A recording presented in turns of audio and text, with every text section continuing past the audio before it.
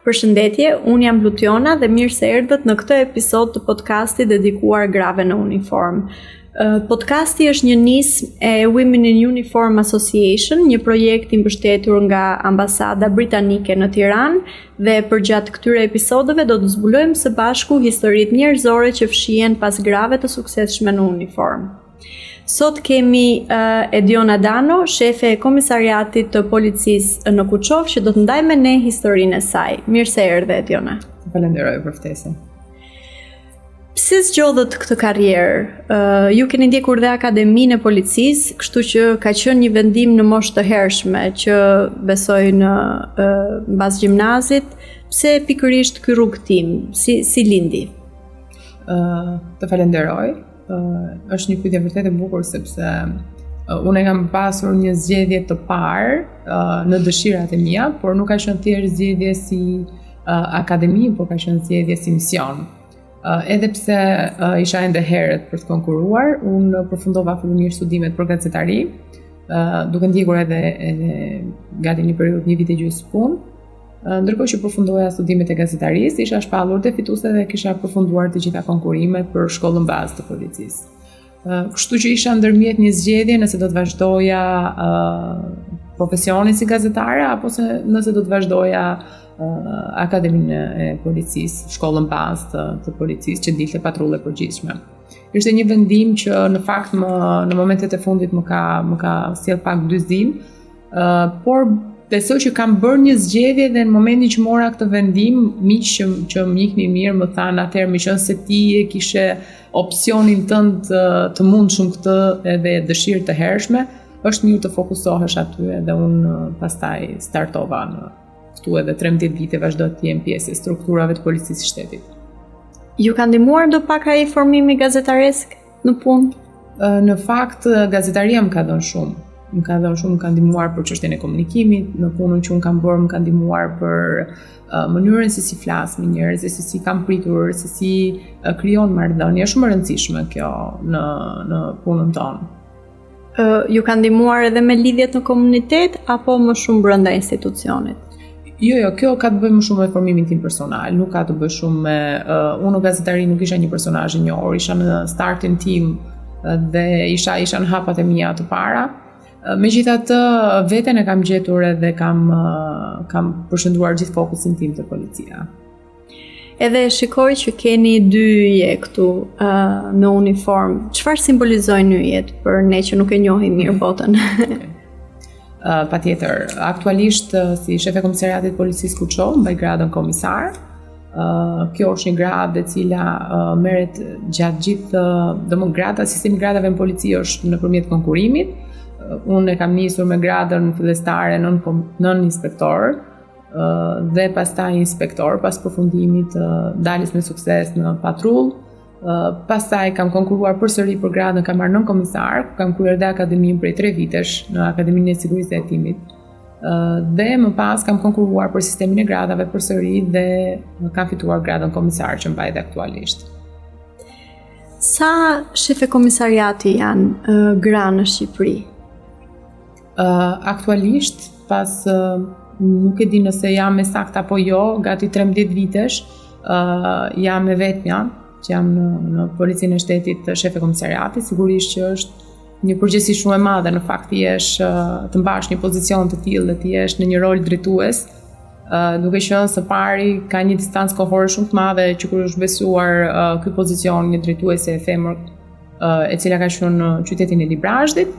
Dhe aktualisht është një sfidë që jam duke e pasuar unë, që besoj dhe shpresoj që bëhet dalë mban me sukses. Po cilat janë disa nga këto sfidat në përditshmëri të qenit grua në uniform, grua në drejtim, apo dhe ndoshta diçka që nga hapat e para? Për një vajzë të re që do ta dëgjoj këtë podcast, çfarë mund të presi nga një ditë pune në polici? Në fakt, në fillesat e mia të policisë, kur unë kam startuar, unë kam filluar nga roli bazë dhe them të vërtetë mendoja që ishte diçka e panevojshme, unë po pretendoja që të futesha direkt në zyrë, ndërkohë mundesh të punoja gati 1 vit e gjysmë në patrullën e përgjithshme. Megjithatë, sot jam shumë falënderuese kësaj detyre që kam mbajtur, sepse të njohësh policinë nga baza është shumë e rëndësishme. Pra ti kur njeh terrenin, përballesh me gjithçka. Terreni nuk të jep luksin që të kesh mundësi të marrësh vendime. Ti ke një telefonat dhe të shkosh atje. Pra, je ti personi i parë përgjegjës që shkon në një situatë të caktuar, qoftë ky konflikt, qoftë mosmarrveshje, qoftë plagosje, çfarë do gjëje që të jetë kjo. Është detyrë e punonjësit të policisë që shkon menjëherë. Unë nuk mendoj që sfidat në polici përfundojnë ndonjëherë, unë mendoj që çdo ngjarje në policinë e shtetit është një sfidë, por duke ju referuar rolit të vajzave, mund të them me siguri që kanë sjell një risi shumë të mirë. Unë e kam dhënë vetëm produktive në çdo vend pune që unë kam qenë, sepse nuk kam qenë vetëm në një vend të caktuar, kam bërë pothuajse shumë lëvizje. E kam filluar në komisariatin e policisë Fierit, pastaj në komisariatin e policisë nr. 2, në drejtorinë dorë të policisë Tiranë. Më pas kam qenë në Dimal ose në Urën Vajguror për herë të parë që kam qenë oficer e krimesh në komisariatin nr. 1. Pra kam bërë disa lëvizje, më pas në komisariatin nr. 6. Në drejtori tani jam këtu në Kuçov. Nuk e kam pasur një karrierë që të rish në një vend të caktuar. Besoj kjo ju ka ndihmuar shumë edhe për eksperiencën, po gjatë gjithë këtyre pozicioneve që keni mbajtur, besoj jeni ndeshur me kolegë të moshave të ndryshme, besoj pjesa më e madhe meshkuj. Si ka qenë pritja nga brezat më të vjetër kur kam parë një vajzë, sidomos vajzë të re në uniform, apo qoftë edhe në drejtim nëse ju keni vartës tash që ndoshta janë pak moshë më e madhe. Si është ky lidhja mes brezave në brenda policisë? Në fakt kur kam filluar policinë, kam filluar në qytetin e Fierit, një qytet i vogël. E të them të drejtën, ka qenë shumë e vështirë sepse nuk ishte vajza në terren. Edhe tashmë po dilim nga akademia dhe ishim në praktik dhe më pas u emëruam në qytetin e Fierit dhe dalja jo në terren ishte pak e vështirë se nuk ishim mësuar me imazhin femëror që ishte në rrugë. Të merrte masa administrative, t'i ndëshkonte një femër, t'i ndalonte dhe për mua ka qenë pak e vështirë sepse te përshtatja me kolegët e kam pas pak të vështirë të na pranonin njësoj si kur bëni shërbim me kolegët e tyre djem apo burra, sepse tash ishte vështirë mendësia. Besoj sot është thyer kjo tabu, nuk mendoj që jemi të vetmet vajzat që kemi thyer mitingu, kemi dalë 100 femra, 100 meshkuj që kanë qenë në vitin 2012. Unë mendoj që këtë tabu e kanë thyer vite më përpara shumë gra, të cilat sot mbajnë dhe pozicione shumë të rëndësishme në policinë e shtetit, të cilat janë për të vlerësuar. Absolutisht, ne kemi mbajtur dhe unë personalisht kam vazhduar atë mbajtjen fortë të mendimit se ne mund t'ja dalim edhe nuk kam hequr ndonjëherë dorë. Për ne nga jashtë na është krijuar perceptimi që është punë për burra ose të paktën në përgjithësi në masë kështu njihet. Tani që ju e keni provuar nga brenda, si mendoni, është punë për burra apo është punë që ka lidhje më shumë nga karakteri? Të them të vërtetën, aktualisht jam shefe komisariatit dhe kam në varësi një ekip të tërë, kështu që shumicën i kam burra dhe pjesë e vogël gati diku te 8 ose 9 i kam efektiv vajza. Sigurisht jam shumë e lumtur që kam vajza aty, por mendoj që tashmë është momenti që e pranojnë rolin e gruas si drejtuese. Unë nuk mendoj që gratë nuk janë të zonja në punë. Unë gjithmonë kam parë gra që punojnë shumë, bëjnë punën e shumë burrave, shumë drejtuesve, pozicione të cilat janë shumë të rëndësishme dhe nuk besoj që nuk janë të afta apo nuk e bëjnë dot, sepse po të japësh një grua një pozicion, lëre ta sfidoj. Dikur nuk ka qenë e mundur që gratë merrnin pjesë për shembull në rolet si shefe komisariati, kanë qenë shumë të pakta, ajo nuk janë lejuar as nuk janë kufizuar, por po e marr të tillë faktin që tashmë janë hapur e drejta për të konkuruar si shefe komisariati dhe për herë të parë në historinë e policisë shtetit është bërë kjo hapësirë. Unë kam konkuruar me 9 gra dhe vajza, ndër të cilat kanë fituar në mos gaboj 4 punojse, vajza dhe gra, dhe ishim midis diku tek 200 pak konkurrent në total, pra vetëm 9 ishim gra. Dhe jam shpallur fituese aty. Çfarë duhet të them me këtë?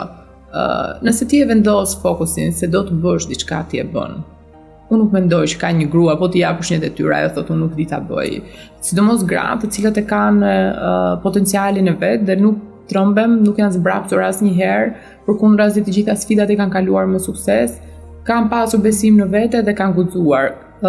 Edhe unë mund të isha një nga ato gratë që mund të rija në zyrë dhe mund të gjeja një punë dhe mund të isha e rehabilituar siç isha edhe më përpara shefi seksioni të dhuna në familje, që ishte shumë më komode si pozicion, por mendoj që ne kemi të drejtën të japim më të mirën tonë. E nëse ndjejmë veten që mund ta bëjmë, pse mos ta bëjmë? Ndonjëherë na duhet ta themi që bëhemi ne gratë pengesë ndoshta për të mbështetur koleget e tjera, ndihemi ndoshta rivaliteti apo mund të jetë edhe mënyra se si është edukuar shoqëria. Po vajzat në polici, a shef që e mbështesin njëra tjetrën, ka ndonjë solidaritet? Si në çdo profesion. Unë mendoj që unë kam njohur në gjithë rrugtimin tim prej 13 vitesh tashmë në polici, kam njohur gra dhe vajza të mrekullueshme, edhe them me plot gojën, madje janë në role që mbase nuk janë të dukshme, mbase nuk dalin në media, por që bëjnë një punë shumë të mirë. Edhe si shefe seksioni që kam punuar në Komisariatin e Policisë numër 6, në 6 oficer, 4 i kisha gra dhe vajza. Vetëm 2 kisha djem. Kështu që kam punuar gjithmonë me efektivin femra, nuk e kam pasur asnjëherë problem. Personalisht mendoj që duhet ta mbështesim njëra tjetrën. Unë realisht e mbështes shumë. Kjo është prirje. Fakti që ndonjëherë shikojmë, po themi armiqësi apo xhelozi, kam përshtypjen nga të bëjë me inferioritetin dhe besimin e ulët që kanë te vetja disa vajza për të arritur diçka. Unë nuk mendoj që ne gjërat duhet i kemi të gatshme dhe gjërat ne duhet na afrohen, ne duhet i kërkojmë. Dhe nëse ti nuk e kërkon, nuk të jepet. Pra, nëse ti e xhelozon dikë se ka fituar për shefe komisariati apo ka fituar gradën, ndërkohë që ti nuk e marrë hapin të plotësosh dokumentacionin, i kujt është faji këtu. Kështu që unë mendoj që duhet të ndërmarrin vetë edhe më shumë iniciativa. Unë mendoj që ne duhet ta përkrahim shumë njëri tjetrin. Unë personalisht jam një nga ata njerëzit që i përkrah vërtet shumë vajzat e gratë. Unë nuk dal të them që shiko se unë i përkrah dhe pastaj kur vjen puna nuk i jap një urim kur ato rriten në karrierë. Unë nuk besoj te këto, besoj te njerëzit që janë të vërtetë dhe të sinqertë dhe unë kam marrë mesazhe të panumërta kur jam emëruar si shefe komisariati, sikundër kam marrë dhe inferioritet, por kjo nuk është fokusim. Varet ku e vendosim. Është shumë frymëzuese që e ruani fokusin tuaj pavarësisht vështirësive dhe në fakt e Diona ju keni dhe 2 fëmijë. Si ja bëni ta balanconi këtë pjesën e punën, sidomos ndoshta periudhat që kanë patur patrulla në terren, po tashmë si komisari ju duhet të jeni në dispozicion të situatave emergjente. Si e shihni këtë pjesën e balancimit me jetën tuaj personale, me rolin e të qenit nën, apo role të tjera, vajzë, bashkëshorte, shoqe? Si ja dilni? Në fakt, kjo ka qenë më bëre të kujtoj një moment kur u riktheva pas në kohë. Kur fillova të përgatisja vajzën se tashmë mami do të ishte pak larg me punë, Kuçova është gati një orë e një çerek larg nga Tirana. Edhe ju banon në Tiranë. Okej. Dhe isha duke përgatitur dhe po i thoja që shiko, mami do ketë pak më tepër vonesa, ndoshta do ketë ditë që nuk do mundem të vi dot për shkak se tashmë kam një detyrë të re. Vajza filloi të qante sepse nuk po e pranonte dot që unë do mungoja në shtëpi. Megjithatë sot besoj që suportuesi më i madh është bashorti im. Ai është një nga njerëzit që më ka mbështetur më shumë dhe jam shumë mirënjohëse. Nëse s'do ishte mbështetja e tij dhe unë nuk do mund të merrja dot një iniciativë të tillë, kështu që dua vërtet ta falenderoj atë njerëz. Sigurisht që është suportuesi më i madh dhe është ai që kujdeset për fëmijët në momentin që s'kam, po sigurisht që kam edhe të afërm që më qëndrojnë pranë dhe unë ja kam dalë mban që ta balancoj këtë. Kam gjetur kohë për fëmijët, gjej kohë. Nëse do bëjmë një organizim të kohës tonë do ta gjejmë. Sigurisht që ky është një pozicion që nuk e ke luksin e mundur që ti jesh gjithmonë e lirë për fëmijët, por unë besoj që kemi gjetur një të mesme të artë për të qenë dhe në punë dhe me familjen, edhe pak kohë me njëri tjetrin. Edhe për veten. Patjetër. A ka patur ditë që ke dashur të heqësh dorë komplet, të thuash mjaft më? Në fillesat e mia në fakt ka qenë vështirë rrugtimi, unë nuk e kam pritur kështu, pra unë kam pritur që patrullat ishte siç ne kishin treguar në akademi, pra ne do dilnim akoma më shumë. Do dilnim, do patrullonim me mjete, nuk e dija se çfarë do thoshte shërbim 12 orarsh, nuk e dija çfarë do thoshte të bëja shërbime fikse, nuk e dija se çfarë do thoshte ruajtje vendingjarjes në sensin që ti përballesh tashmë drejt për drejt me situatën. Ishin shumë gjëra që më stepën edhe më duke vështirë. Patrullim këmbësor, më bëheshin këmbëtaku, nuk i ndija më kur shkoja në shtëpi, thoja çfarë mos kam bërë gjën e gabuar, çfarë bëra unë. Megjithatë edhe cekat në fillim, unë dua të them që nuk ka gjë më të rëndësishme se sa ti të prekësh bazën. Je më e përgatitur, je më e gatshme dhe e kupton shumë më mirë terrenin. Domethënë në gjithë rolet pasuese që kam pasur, ishin më të lehta kur unë e kisha prekur terrenin, sepse e dija realitetin që ishte në terren dhe e dija që si ishte pastaj të ngjiteshe në rolet e tjera. Gjë që që kam menaxhuar mirë. Unë të falenderoj sepse qëllimi i podcasteve është patjetër që të nxjerrim historitë në spektrin dhe në lentën e të qenit një grua apo vajzë në uniform, po faktikisht kjo që sapo përmend është shumë e rëndësishme për brezin e ri që ta shohin rritje në karrierë hap pas hapi, të ceken të gjitha hapat për të marrë eksperiencën e nevojshme, përkundrejt modeleve të shumta që shohim tani të rritjes apo katapultimit direkt, kështu që shumë faleminderit që e ndave këtë moment se si të ka shërbyer ti jesh më e fortë, më e përgatitur për hapat më sipër. Ju e përmendët që besoni te potenciali i grave në karrierë, po nëse vajzat e reja që janë tani në dilemë për të ardhmen e tyre dhe kanë një farë prirje drejt policisë, pse duhet ta zgjedhin këtë karrierë? Mendoj që ka të bëjë me çështjen e është një klik brenda çdo njeriu për të bërë një zgjedhje në jetë. Sigur zgjedh partnerin, është klik. Kështu është edhe me profesionin. Unë e gjykoj kështu, sepse çdo njeri e gjen veten atje ku mund t'i japi nga potenciali i vet.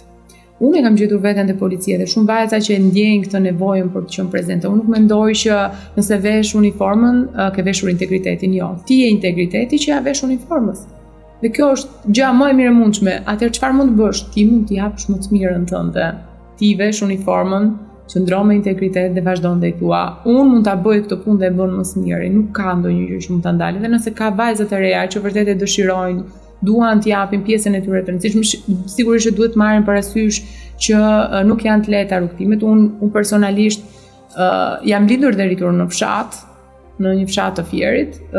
I mat ka qenë thjesht një fermer i thjesht. Nuk kam pasur mundësinë dhe luksin të kem pranë njerëz të cilët më thon ku do të shkosh, si do t'ja bësh, ku do të vesh, zgjidh vendos gishtin ku do të jesh ti dhe ne do të shohim. Përkundrazi, i kam gjetur gjitha shkallët dhe rritjen time profesionale me këmbët e mia dhe hap pas hapi. Ndaj them që mund të jem një shembull pozitiv për t'ju thënë mos u stepni dhe mos keni frikë të guxoni. Nëse nuk guxon, nuk merr risje, nuk promovohesh, nuk i jep vetes mundësi të shfaqësh potencialin tënd. Më ktheve pas të fillesat e tua me këtë historinë e të ardhurit nga një familje në fshat modeste, a ka patur stepje nga prindrit apo nga rrethi shoqëror ku ke thënë në fillim që shiko se unë po ndjek akademinë e policisë, do jem në terren, do jem shoqëruar nga kolegë meshkuj, gjë që është normale në çdo profesion, po sidomos në radhët e policisë. Në fakt ka qenë një madh mbështetësi kryesore i fare, sepse që unë të konkuroja për polici duhet kisha lejen e drejtimit. Kështu që në moshën 18 vjeçare unë kam bërë kursin dhe kam marrë lejen e drejtimit dhe më pas kam konkuruar më vonë për të ndjekur studimet e policisë. Kështu që prindrit e mi kanë qenë suportues, por vështirësinë më të parë e kanë parë në sy të tyre në fakt kur unë për herë të parë dal nga shtëpia dhe iki në ditën e parë prezantohem në komisariat. I mat po ndjehej në faj, nëse mund ta quajmë kështu, thoshte si ka mundësi një vajza është kaq e vogël dhe unë i thash që po ti mund të bëhesh, po ndërkohë ajo nuk e di se me çfarë do përballet në rrugë dhe e kam përjetuar pak ata të dy, por pastaj u mësuan dhe duke më njohur karakterin që Unë jam një njeri që nëse them do e bëj diçka, unë do e bëj dhe nuk ka kthim mbrapa. I vendos vetes qëllimet dhe eci përpara, nuk e di stepjen. Shumë faleminderit, shumë e rëndësishme vendosmëria që ju keni, pasioni mbi të gjitha pavarësisht vështirësive. Çfarë ka ndonjë moment emocional, qoftë pozitiv, krenarie, patjetër në gjithë këto arritje që ju keni, apo dhe ndonjë moment dobësie që ju mund ta ndani me ne, pasi ky është një rol që në fund të ditës ne jemi të gjithë qenie njerëzore, kështu që ka dhe momente të tilla. A është e rëndësishme për ju të keni këtë sistemin mbështetës për sfidat emocionale, ndoshta edhe të shëndetit mendor që mund të kemi her pas here? Në fakt, kur unë e ceka që ishte vështirë startimi, ishte fakti që isha një moshë shumë të vogël, unë e gjykoj basi 21 vjeç nuk është një moshë e vogël për të filluar punë në një profesion të tillë, por është vetë profesioni që t'i jep stepjet e duhura dhe ti thua nëse po bëj zgjedhjen e duhur, nëse është e duhura. Kam pasur momente, absolutisht kam pasur shumë, sepse në çdo situatë që ka policia, unë e them gjithmonë, nuk ka dy raste njësoj, absolutisht nuk ka dy raste njësoj. E ti duhet të jesh njeriu që shikon që për shembull dy prindër tashmë të një fëmie e përdorin fëmijën si një objekt për hakmarrjen ndaj njëri tjetrit. Dhe nuk ka dhimbje më të madhe. Të shikosh sytë e një fëmie, ndoshta kjo është ndjeshmëria si nën, por si grua, por edhe si njëri i jashtëm, edhe si një punojëse policie, nuk ka gjë më të keqe që ti të përballesh edhe të shikosh, domethënë dy njerëz që kanë sjellë në jetë një krijesë dhe pastaj e përdorin kundrejt tyre. E mora këtë sepse është një nga momente më të prekshme që mund të ketë shoqëria. Sigurisht unë jam hasur me shumë problematika, edhe natyrisht kjo më ka bërë që të filloj të punoj me veten, të kem mentoren time dhe ajo të më inkurajoj edhe të më mbështesi. E keni mentore nga radhët e policisë, koleg? Jo, ajo jeton në Zvicër. Okay. Po si ja bënit pavarësisht situatave emocionale të jeni objektive, të mos mbani anë për shembull, kur sidomos në raste të tilla që absolutisht. Shiko, është vetë roli jonë, ne nuk mund të dalim nga roli. Ne mund të dalim nga roli për çështjen emocionale që e mirëkuptojmë dhe u flasim të dyja palëve për të gjetur një mirëkuptim, por proceduralisht ne duhet të jemi në rregull dhe nuk mund të mbajmë palën e njërës apo njërës palë, apo të fillojmë të gjykojmë se çfarë ka sjellë në rrethana që ka përfunduar një rast i tillë. Kështu që jemi objektiv, nuk jemi objektiv, subjektiv më tepër se sa objektiv. Ediona, dhe ndonjë mesazh të fundit që mund të kesh në përgjithësi për vajzat, po për të gjithë publikun që mund të ketë mungesë njohurish për punën e çdo individi në uniformë në radhët e policisë, qoftë vajza apo djalë, në lidhje me çfarë doni ju që të pasqyroni dhe të transmetoni lidhur me profesionin? Në fakt ajo çfarë unë do doja të kishin thënë më herët është që nëse dua të arrit diçka, të mos zmbrapsem nga gjithë sfidat që dalin përpara, të mos shpresosh kurrë tek të tjerët, por vetëm tek krahët e tu, të shpatullat e tua, dhe njëkohësisht ti falenderosh të gjithë ata që të kanë sjellë këto problemet, vështirësitë e vogla që ti një moment ke thënë, po pse nuk më hapi telefonin, pse nuk më ndihmoi. Unë i falenderoj pafundta njerëz që nuk më kanë hapur telefonin, sepse nëse do ma kishin hapur telefonin, unë nuk do kisha arritur këtu. Kështu që ju them besoni te vetja, nëse keni një dëshirë, jepini zë edhe ndiqeni atë. Pra mos u stepni, nuk ka ndonjë gjë që nuk e bëjmë edhe nuk e arrijmë. Shumë faleminderit Ediona për këtë intervistë vendosmërie, pozitiviteti dhe mirënjohje për eksperiencën që të rrit në jetë. Faleminderit të gjithëve dhe do të jemi në episodin e radhës. Faleminderit gjithashtu.